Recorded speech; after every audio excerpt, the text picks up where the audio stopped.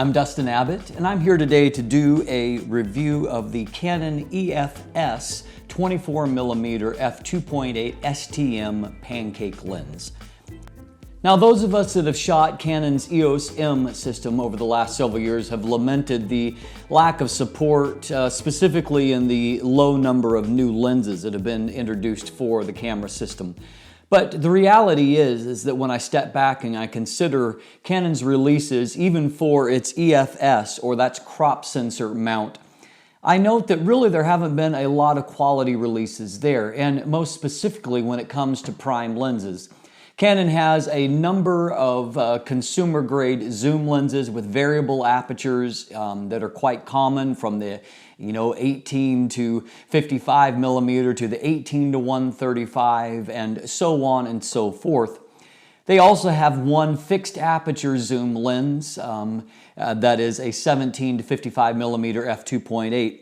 And when it comes down to prime lenses, there really has only been one crop sensor specific EF-S prime lens. That's the 60mm f2.8 macro lens, until this lens was announced and then released, the EF-S 24mm f2.8.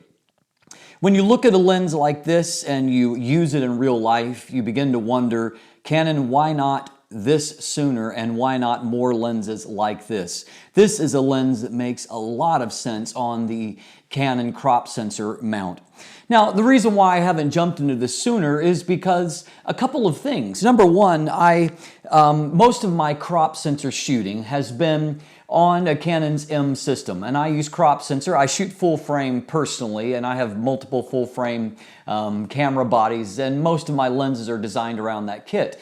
When I shoot crop sensor, it tends to be on the mirrorless because I'm wanting to have that very small size. But over the last little while, I've begun to use some crop sensor cameras more for some specific reasons. Number one, as I'm doing right now, they're great video rigs, and I'm using the Canon EOS 80D to film this segment right now, and I really appreciate its ability to track and the good video footage that it produces. I've also been using the Canon 70D for that purpose, and both of these cameras also sometimes with a telephoto mounted on them to give just that extra bit of crop reach that comes in certain situations. And the reason why I didn't jump on this particular lens is because I've had the excellent little 22mm f2 lens for the M system that is similar in a number of ways and is also obviously very compact. In some ways, when I think of 24mm, I think of it more, because I mostly shoot full frame, I think of that as being a fairly wide focal length. The reality is, however, is that the 24mm for the crop sensor really has a very similar field of view as the first Pancake lens that Canon produced a few years ago, and that is the 40mm f2.8 STM lens. Now, this is for full frame. Of course, it works very nicely on crop sensor and even on the mirrorless bodies via the adapter. The 40mm angle of view is very close to what this approximates on a crop sensor. It comes out to being 38.3 or so millimeters, comparable on a full frame body. And so don't think of this as a wide angle lens as I was. Think of it more as a slightly wide normal view lens. In other words, a very flexible tool for just general purpose shooting and a lens to nicely keep on your camera. One of the great things about shooting with lenses like this one is how compact they are, and thus how easy it is to bring them along. Even if you don't think that you're going to shoot with them, there's really no reason to leave it behind. In fact, some people will use them instead of the camera's cap. They will use a lens like this even when they're traveling along, because as you can see, it's scarcely bigger than what the cap itself is. In fact, the overall length of this lens is under an inch long. It comes out at right around 0.90 inches or 22.8 millimeters. Incredibly short and compact, and as a result, there's barely room for the AF manual focus switch that's there, and then of course a very tiny little focus ring. Don't plan on using that focus ring a whole lot. STM lenses are not my favorite to manually focus, and I only really use them in an emergency type situation for that. But fortunately, the actual autofocus performance is really very good on this lens. In fact, as I began to use this lens, I discovered that there's a lot to like about it. Number one, this is probably the sharpest EF-S lens that Canon produces outside of the 60mm macro lens. It's incredibly sharp, and I've been in the process of reviewing Canon's new 18 to 135mm IS USM with the new Nano USM focus technology.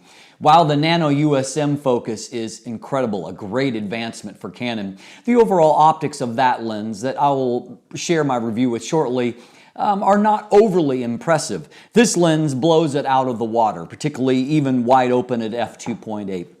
It's very sharp even at f2.8. It has good flare resistance. Chromatic aberrations are well controlled. Really the only optical flaw that I can point to is that it does vignette fairly strongly.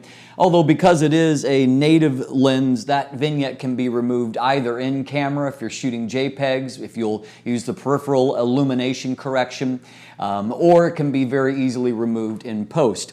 But beyond that, there's very little to criticize. There's good sharpness, actually excellent sharpness in the center of the frame, and really out towards, except at the very extreme corners at f2.8, and stopping down a bit will clear up those corners very nicely. And so overall, even for shooting landscape type images, it's really useful even from wide open on. And so it's very nice in that. The autofocus is one of the snappier STM implementations that I've used. STM, of course, is very, very smooth for autofocus, and particularly if you're using a 70D or an 80D body where you have the ability to do the DP-AF and servo AF during video recording. STM lenses will make very smooth transitions and allow you to do pull focus and without that pulsing or hunting. That's really the strength of the lens, or of the focus system, is the smoothness in which it does. This also adds on really good autofocus speed as well, and even making significant changes, I find that it does it quite snappy, either through traditional viewfinder AF or even when using it in like what you might know as live view, particularly with these camera bodies that have Canon's DP-AF. And it just focuses in very quickly, and you have very little issues with that. And so in that sense, it's overall a delight to use all around. The lens itself is also extremely light. It's 125 grams. That's 4.4 ounces. And so it's very light. You're not going to notice the weight at all there. And it makes your body quite portable. On top of that, it has a quite common 52mm front filter thread that's inexpensive, easy to find. Like all of Canon's EF-S lenses, it doesn't come with a lens hood. However, the optional hood for it is just a little tiny thing that might, at the very best, it offers some protection value, but it's not really going to offer any kind of shading value. If you're looking for protection and you're worried about that, I think that you would probably be better served by just throwing a clear or a UV filter on the front and call it a day. One other really nice thing about this lens, as I mentioned, it has great optical performance. It's 6 elements in 5 groups. But the nice thing is that it can focus down extremely close, just a little over 6 inches or 16 centimeters. And so it can focus down closely, and it also has a great maximum reproduction value of 0.27 times. By comparison, I always thought that the magnification was fairly decent on the 40mm STM lens, but it only actually has a 0.18 times magnification. The class leader amongst full-frame lenses currently is the Tamron 45mm. I'm actually using that to film at the moment. And it has a maximum reproduction ratio of 0.29 times, which means that this lens is right behind it. That's an incredibly useful figure, not only for still shooting, but this is a great video lens, and it gives you a lot of flexibility. In fact, I encourage you to check out this video that I shot doing a quick review of some headlights and taillights for my bicycle, and I did it exclusively using this lens right here. And it's amazing the different kinds of shots I can get because of the ability to focus down very closely. And so it's an incredibly useful focal length both at normal shooting but then also at very close focus shooting. There aren't many lenses that I call a no-brainer, and that is because, you know, camera gear is expensive. But This lens, there's not really anything that I could say you shouldn't buy it for. It's incredibly useful. It's unique amongst the Canon EF-S lenses, and it's also very, very reasonable. It comes in at under 200 bucks for it, and it's an investment that is well worth it. It's going to pay off for you in a number of ways, and you will probably find it to be a very flexible, useful lens that you will use often.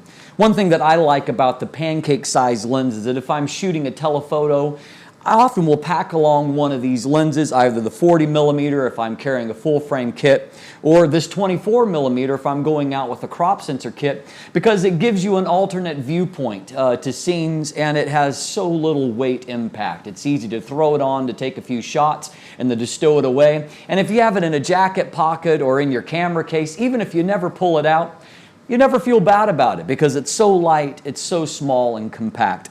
The overall build is nice. It's not premium grade, but it's nice. It has a metal mount. It feels well constructed and solid. And over the years of use that I've gotten out of the 40mm, I've never had an issue with it. It has served me well. And so if there's any lens that is a no-brainer if you are a crop sensor shooter, I would have to say that it's the EF-S 24mm f2.8. It's sharp, it's easy to use, it's extremely compact, and it's inexpensive to boot.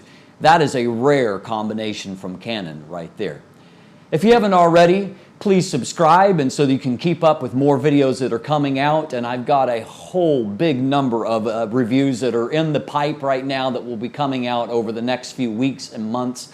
And if you haven't already, please subscribe for my newsletter or visit my website, and there's linkage down below to that. I also have some linkage if you're interested in going out and shopping for this lens. And beyond that, there's also a link to my full written review that has many more image samples and a little bit more information if you want to follow up. All of that is right down below. Thanks for watching today. Have a great day.